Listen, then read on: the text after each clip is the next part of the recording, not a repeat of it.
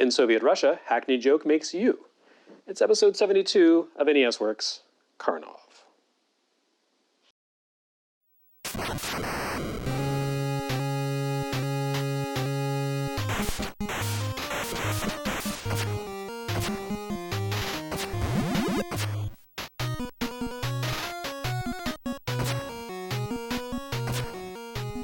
Our second NES release for 1988 mirrors the first in some ways. Like Renegade, Data East's Karnov comes to NES by way of the arcades, and, in contrast to the wild coin-op reinterpretations we saw throughout 1987, gives us a fairly straightforward and faithful conversion.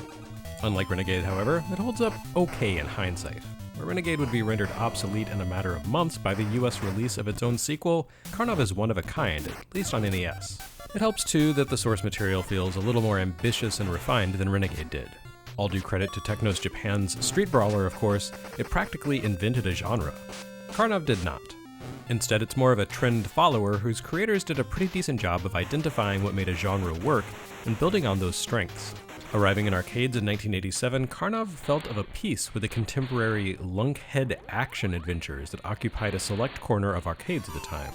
Think Capcom's Black Tiger, Taito's RASTAN Saga, or, relevant to NES Works, Tecmo's Rygar. All of these games featured a large slab of a man walking slowly from left to right, destroying all who stand in his way, till he completes a bunch of stages and wins. These games usually weren't long on imagination, but they typically had detailed visuals and action that was dumb enough that anyone could easily come to terms with it within the space of a quarter's gameplay, making for a pretty decent arcade value proposition for 25 cents. At home, however, these games tended to have less appeal since they cost anywhere from $29.99 to $39.99 in strong 80s American dollars. Tecmo resolved this issue for Rygar by completely reinventing the game, using the content of the arcade version as a launchpad for a zeitgeisty action RPG with changing perspectives, inventory management, and experience points. By contrast, you had the Master System version of RASTAN Saga, which was every bit as vapid as the coin-op. Karnov, even in its original design, struck an effective balance between the two approaches. It doesn't deviate far from the basic beef slab man walks in a straight line and kills things formula of the barbarian action subgenre, but it mixes things up just enough to create the sensation that it's not just brainless left-to-right slaughter all the time. Karnov hints at the idea of being a bigger, more elaborate adventure in the NES Rygar vein without actually delivering, and without forsaking the simplicity of its arcade heritage. The eponymous protagonist has an inventory he needs to manage, but you don't need to worry about exploration or backtracking. There's not even an economy to fuss with, as in Black Tiger or Weston's Wonder Boy 2. The game gives you the opportunity to poke around and look for secrets. It even contains alternate paths through stages. But all of this is upfront and highly transparent. Even the invisible hidden stuff can be detected easily if you snag the right power-up. Karnov is a dumb arcade action game that pays just enough lip service to the idea of real depth to present a convincing fake. It's not actually a deep game, but it introduces enough material for players to navigate beyond walking left or right to be more interesting than many of its peers. Yet it doesn't demand grinding for coins the way the rest of its peers did. And this NES adaptation sticks closely to the arcade design. Stage layouts, enemy placement, even power-ups are carried over more or less one-to-one from coin-op to console. Obviously, the NES game, running as it was on 1983 vintage hardware, doesn't look as nice as what players saw output from a contemporary arcade board, but beyond the visual downgrade, Karnov really doesn't make any compromises for NES, and it works pretty well. So here's how it plays. You are Jimborov Karnovsky, or Karnov for short, a Russian strongman who has to defeat a demon and save the world, as one does. The arcade and FAMICOM versions of the game actually contained a fair amount of backstory within the game, all of which was excised for the NES, possibly for reasons of cartridge storage capacity, but more likely because 1988 was the point at which Nintendo of America really started to get strict about avoiding religious imagery in its games. The full story behind Karnov is not that he is a circus strongman, as was indicated in the US manual, but rather that he was a horrible excuse for a human being, and in fact would show up as a villain in future Data East games. Yet rather than deservedly sending him straight to hell upon his mortal death, our Lord and Savior gave him one last shot at redemption: rescue the world from a demon. Thankfully, Karnov somehow learned to fling fireballs during his time on Earth, so he's armed against this dread incursion. He also knows how to do things like carry ladders and shoes and stuff, which turns out to be a surprisingly handy skill set to have when you're the revenant of a cruel murderer given a divine mandate to drive eldritch forces back to the nether realms. Karnov's quest for redemption takes him across 9 stages of platforms, pits, and perils, ranging from towering structures to icy tundra. The usual video game tropes apply here, basically. Unlike most of the meathead protagonists of this era, Karnov doesn't rely on melee attacks, but rather on his fireball chucking skills. His ranged projectile attacks put the action into the same general wheelhouse as Ghosts N Goblins or Mega Man, though it's nowhere near as punishing as the former, and quite a bit slower than the latter. While you'll largely rely on Karnov's flamin' hot projectiles to save the day, there's more to the game than rapid-fire strongman blasts. You'll find a seemingly endless assortment of icon tiles scattered around the world, and each one confers a different ability onto Karnov. The basic K icons are essentially Super Mario Bros. Coins.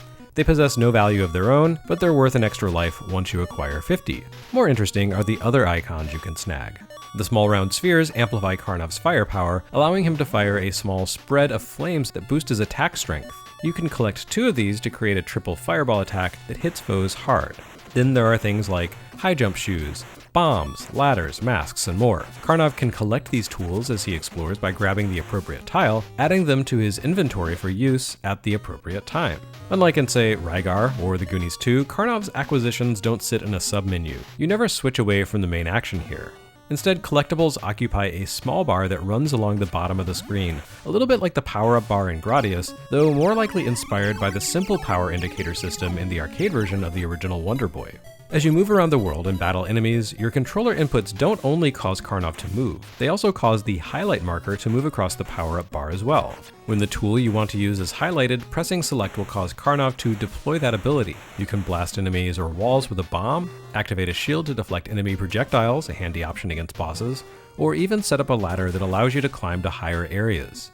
You can manage your way through the game without using most of these power-ups, only a few are mandatory. There are places where you have to bomb passages, and one of the later stages requires you to use the wings to fly. For the most part though, these are simply strategic bonuses that can help when used at the right time, or in the case of the latter, that help you pick up additional bonuses to further enhance Karnov's skills. They may be largely superfluous, but they do give what is fundamentally a simplistic action game the feel of a grander adventure, a flirtation with RPG concepts. Of course, fussing with the real-time highlight element is a clumsy and an elegant way to activate power-ups in the heat of combat with a game this difficult. Karnov's enemies don't pull their punches, or their fireballs, or their sword projectiles, and trying to coax the icon indicator to allow you to launch a bomb while you're leaping desperately to navigate a stream of projectiles being spewed by an indestructible face is not great.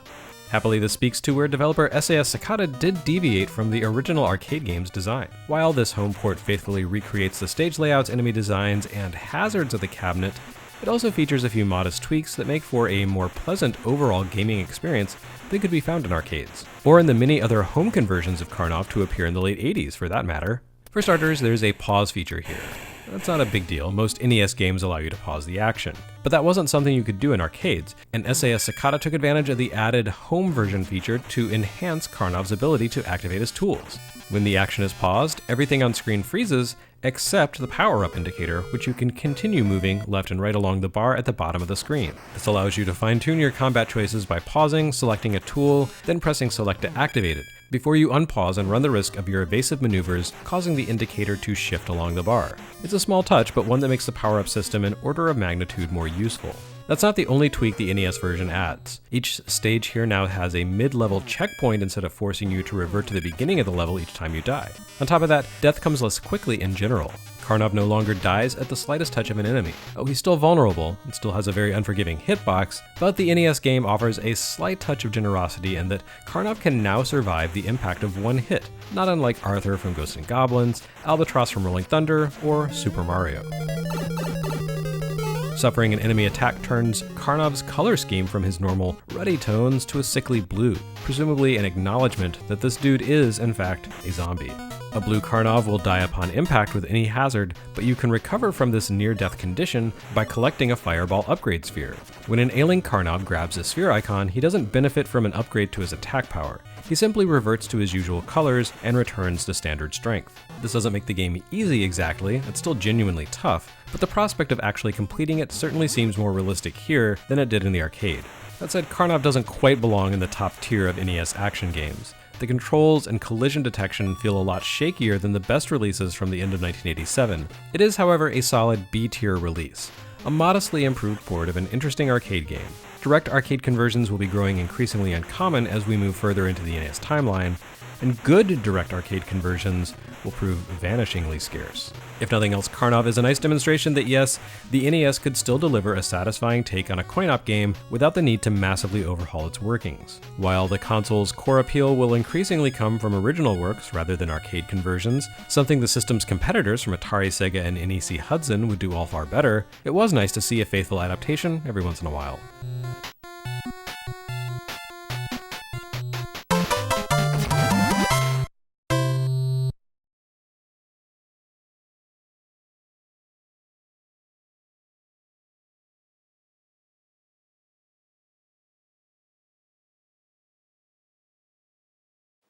Next time on NES Works, Capcom tells you where you can stick your arcade-accurate ports.